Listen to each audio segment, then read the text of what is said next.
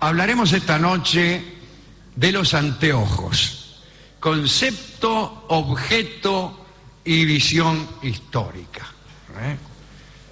Empecemos diciendo que el esfuerzo que se exigía de los ojos en tiempos medievales era enorme. Las habitaciones donde se leía estaban oscuras en verano para protegerlas del calor.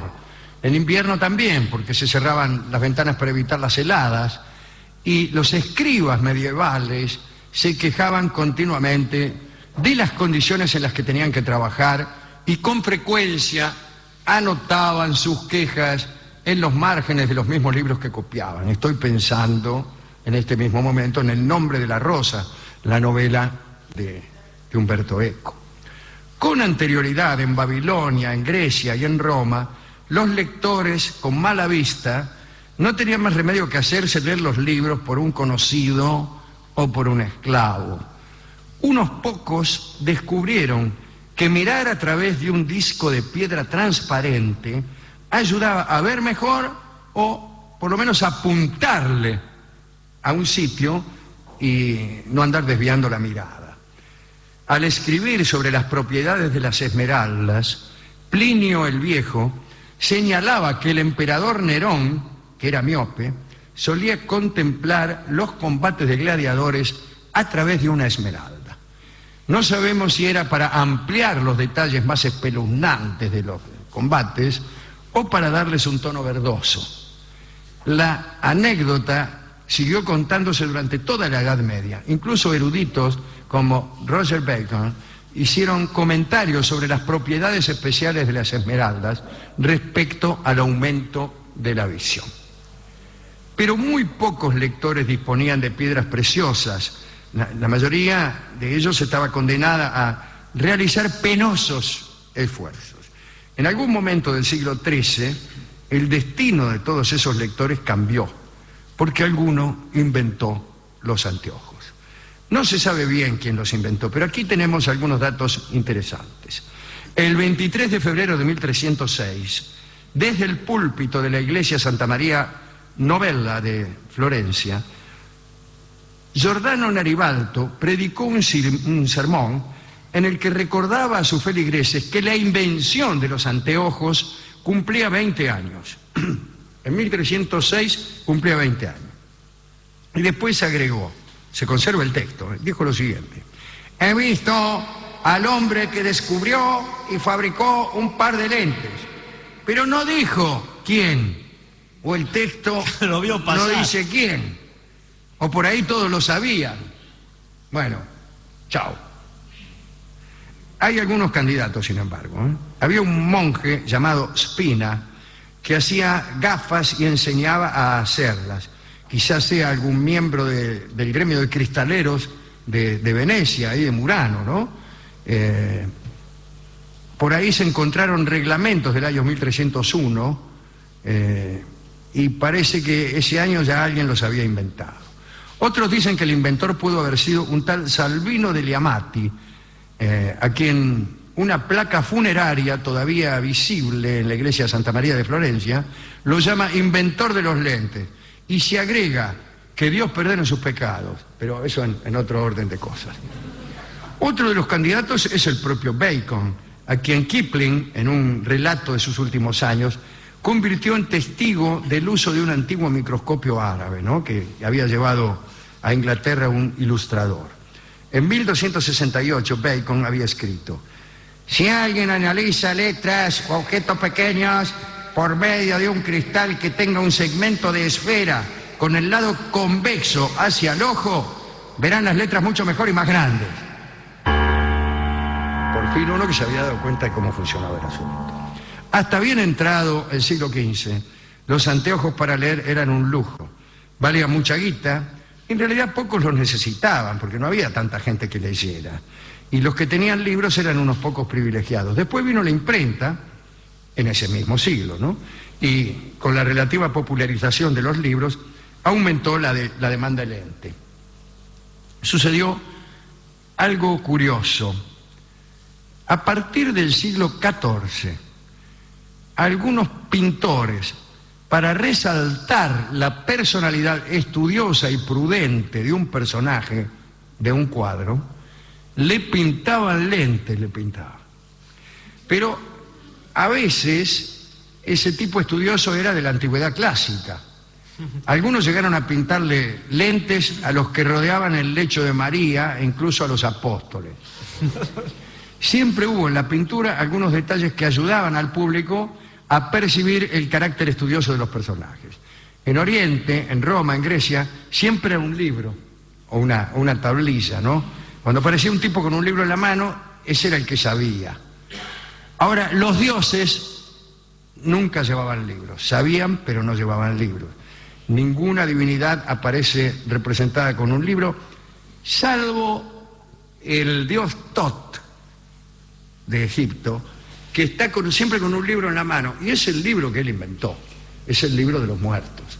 Ese famoso libro que se dice que estaba compuesto de un montón de láminas que finalmente contenían todo el saber del universo, y que dicen que alguien lo metió en una caja, y que esa caja era de acero, y que luego, de acero no era, en todo caso, y con mucha suerte, era de cobre.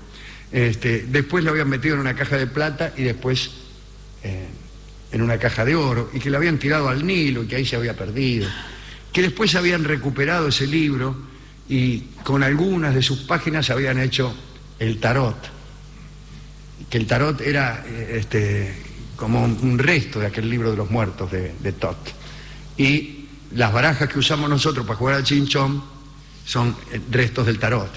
Así que lo que en un momento era un libro que contenía todo el saber del universo, hoy son las cartas que usamos para jugar al culo sucio. Bien.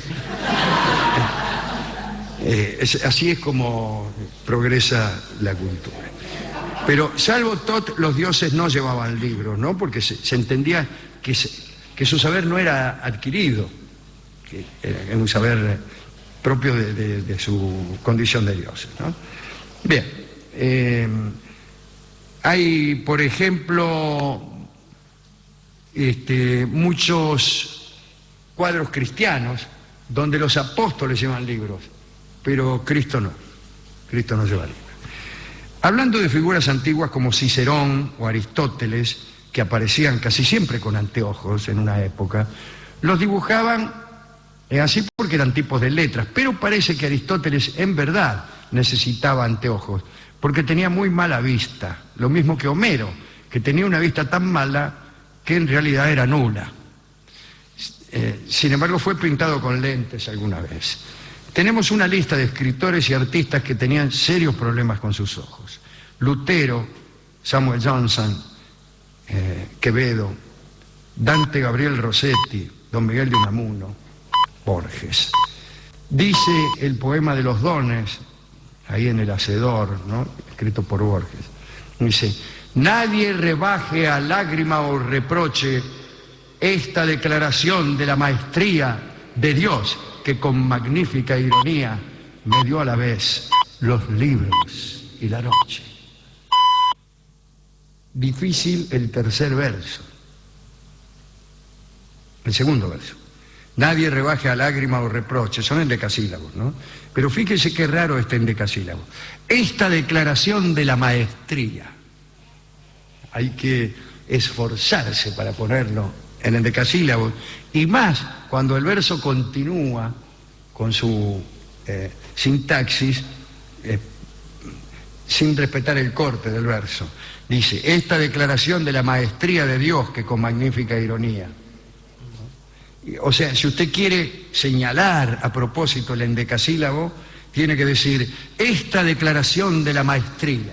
No puede decir esta declaración de la maestría, no, porque le va a sobrar. Bien. Borges era el director de la Biblioteca Nacional y era ciego, estaba rodeado de libros y se supone que no podía leerlos. Contaré para terminar un episodio inverso de alguien que estaba condenado a ver y a ver demasiado. Lamia era una doncella oriunda de Libia, hija de Belo. Zeus la había amado y se había unido a ella, por decirlo así, ¿no? Pero cada vez que Lamia daba a luz un hijo, Hera, la mujer de Zeus, siempre celosa, si las arreglaba para hacerlo morir. Al fin, Lamia fue a ocultarse en una cueva solitaria y se desesperó tanto que se convirtió en un monstruo envidioso de las madres dichosas, cuyos hijos robaba y devoraba. La diosa Hera, para extremar la persecución, privó a Lamia de cerrar sus ojos para que no pudiera dormir. Entonces Lamia no podía dejar de ver, pero Zeus, compadecido, le concedió una gracia: quitarse los ojos y volver a ponérselos a voluntad. Ah, bueno, es verdaderamente una gracia, sí señor. Me imagino a sujetos poco escrupulosos como los que conocemos nosotros, sacándose los ojos en las pizzerías, poniéndoselos en los bolsillos, etcétera, haciendo es para jugar, chiste señor. todo el tiempo. Bien. Parece que en algunos momentos, para prodigarse oscuridad, Lamia dormía teniendo los ojos a su lado, supongo que en un vaso, ¿no? En esos momentos era inofensiva, pero otras veces, con los ojos puestos, andaba día y noche sin dormir, espiando a los niños para comérselos. Otra cosa que apareció después y que no figura en este relato es la lente de contacto, el anteojo invisible, que lejos de constituirse en un lujo o en un signo de erudición, los anteojos vinieron a ser una especie de estorbo estético. Entonces las personas resolvieron disimular la necesidad de usarlos, bueno, como si la miopía fuera un menoscabo de la dignidad personal, y entonces se fabricaron los lentes de contacto. Yo particularmente uso lentes de contacto y anteojos visibles, los dos al mismo tiempo, para ver más, o para ver al mismo tiempo cosas diferentes, como leer textos polisémicos. Claro. Bien. Hemos ido a la discoteca buscando tangos con anteojos y no hay. Los anteojos no han tenido mucha suerte ni han sido dignificados por el uso en los poemas y al menos no en los tangos, ¿no? Lástima, porque anteojos rima convenientemente con labios rojos. Por ejemplo, el fulgor de tus anteojos y tus dulces labios rojos. Esas descripciones horrorosas de los tangos, ¿no? Los tangos son maravillosos hasta que describen a la persona amada, porque entonces son boleros. Bueno, el discotecario no tenía discos de anteojos ni de dificultades visuales, salvo uno que se refiere a una especie de duda acerca del diagnóstico, ¿no? Y que es un lindo balsecito que se llama Yo no sé qué me han hecho tus ojos. Ah, es eso, bueno. Y escucharemos Yo no sé qué me han hecho tus ojos en una grabación que hemos hecho con Natalia Lobo y con Federico Miraggi, un conjunto y un coro también. Yo no sé qué me han hecho tus ojos, este balsecito de Canaro.